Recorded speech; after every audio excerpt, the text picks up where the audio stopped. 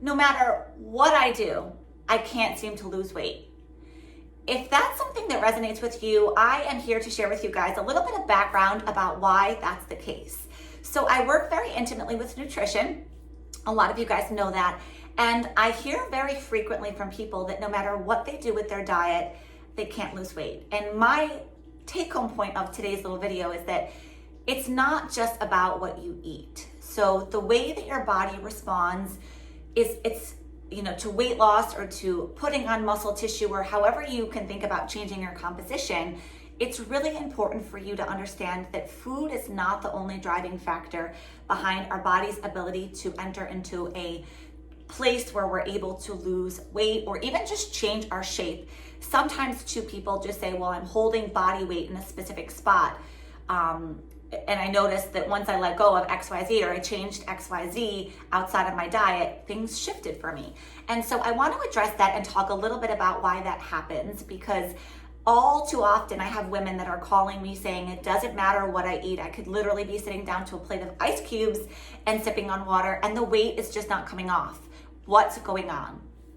What's going on? I'll share with you what's going on. Usually when that's happening, there's some underlying metabolic concerns at play. And I have somewhere around here my little journal where every day I write down my goals of what I want to get accomplished, and I cross off what I was able to get done for the day. The point is that I had written something around this video because a lot of people are using apps to track their macros or their calories, and unfortunately the apps don't take into consideration metabolic dysfunction. So they're giving you an equation. For example, let's just say somebody goes on to MyFitnessPal or Carb Manager or any of the apps out there that have to do with our body composition. It's all based on calories and two other concepts. It's based on age and activity level. Those are the only factors that really will play into what the app puts out in the sense of how many calories you should be eating.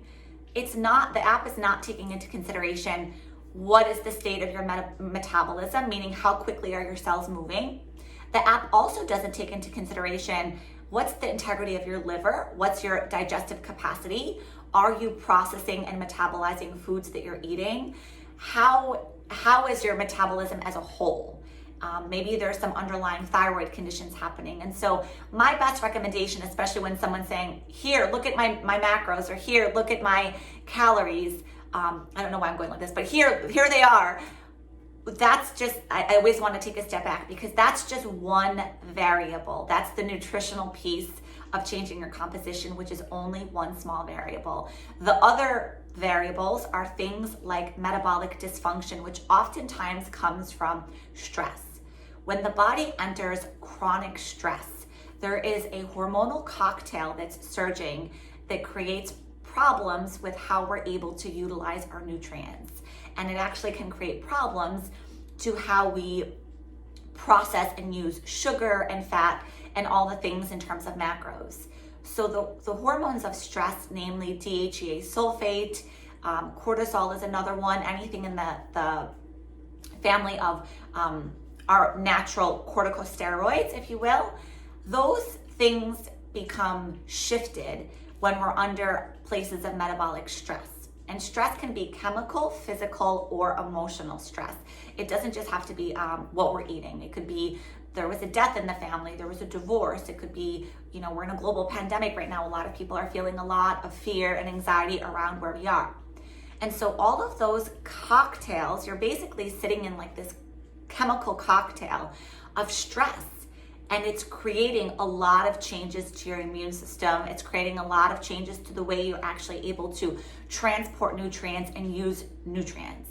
So that's something to be mindful of too, is that, if you're thinking about, I'm not losing weight, I'm not seeing the changes with my diet, where am I going wrong? Often, to be very truthful, when I look at people's nutrition profiles, it becomes a numbers game. It's kind of like an accountant. You go into accounting mode where, let's just pretend somebody has 100 calories of blueberries and then 100 calories of chicken. Well, while they're the same calories, the macros are different, meaning the protein, the carb, and the fat are different in those foods. So this is maybe the blueberries are more from glucose and sugar, and the chicken is more based with protein. how we use nutrients is totally different. So I never endorse counting calories for a lot of reasons. That's one of them, because the body doesn't interpret from like a calorie standpoint to a calorie standpoint. It doesn't interpret the calories the same way. And a lot of people will tell you, yes, it does. I'm telling you it doesn't. Calories in versus calories out mean nothing when there's underlying metabolic dysfunction. And if that's the only take-home point you get from this, I hope that there was value there for you. So we don't count calories, we track macros. And then when it comes to changing our composition, we also have to be mindful of metabolic stressors. Is there stress happening in the body? What kind of stressors? Infection. I just shared a little bit of a post in a video, probably the video after this or before this, here on Instagram, all about stealth infections and underlying hidden infections. And those are other known factors that can create metabolic dysfunction. So the body's almost like busy dealing with trying to figure out the immune system component of an infection, and it's taking away from the body's ability to digest and use lipase and use amylase to break down food. So that's something to be mindful of too. So we're talking about chemical, physical, emotional stress as a barrier to weight loss. We're talking about metabolic dysfunction, things like liver issues, gallbladder sludge, liver stagnation. That's another metabolic dysfunction. Non-alcoholic fatty liver disease or anything fatty liver related does mean that you will have a difficult time losing weight. Whenever the liver is involved, weight is also involved. Some other factors that are also playing a role in the body composition and your body weight are obviously your thyroid gland. So the thyroid gland, it's a master gland, and it lives in the anterior part of the neck, in the front of the neck. And it's a metabolic gland that every single tissue has thyroid receptors, meaning that the thyroid is a systemic organ. It actually tells so many other organs what to do. It tells the gut what to do. Most of the thyroid hormone is actually converted in the liver. So it's produced in the thyroid and it travels to the liver.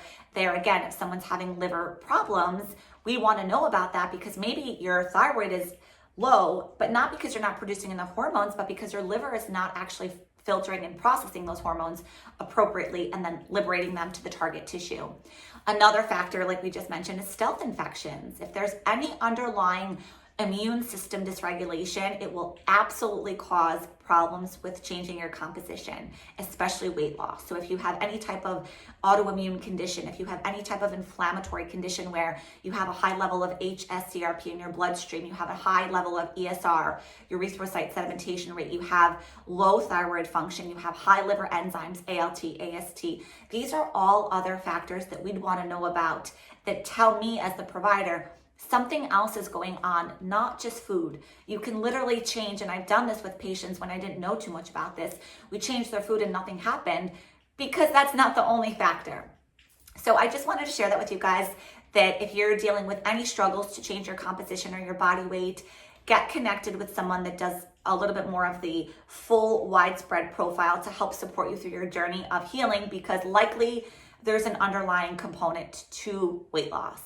Let me know your questions down below if you have them, and be sure to subscribe to my website, because I do have some content. I just posted a YouTube video recently, and I just want to keep you guys always in the loop for stuff holistic health and wellness related. Leave questions though down below, and I'll see you guys in the next little video.